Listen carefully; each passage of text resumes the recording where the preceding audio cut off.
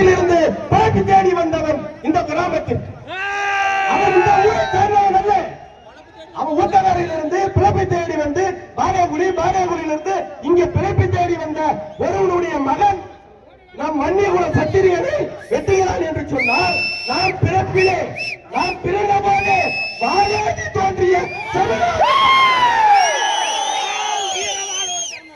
இடது கையில் ஆயுதம் வலது கையில் எழுதுகோல் இடம் மாறுவது எப்போது?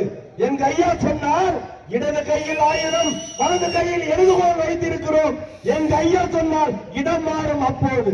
எதிரிதான் தீர்மானிக்கிறான் நான் என்ன ஆயுதம் எடுக்க வேண்டும் என்று. எதிரி தீர்மானிக்கிறான் நான் ஆயுதம் ஏற்ற வேண்டும் என்பார் இல்ல ஆர்ப்பாட்டம் செய்ய வேண்டும் என்று சொன்னார். இந்த படையை இப்படியே திருப்பி விட்டேன் என்று சொன்னார் செங்கல் செங்கலாக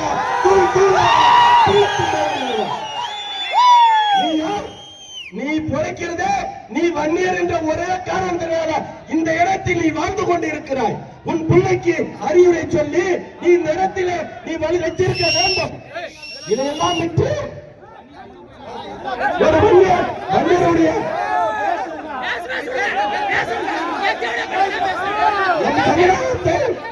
திராவிடாட்சி நம்ம சமுதாயத்தை வைத்து நம்ம சமுதாயத்தை விட்டு நிற்கிறார்கள்.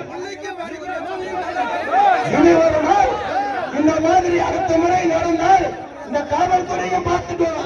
நாங்கெல்லாம் ஏற்கனவே துணை ராணுவத்தையே பார்த்த இடம்.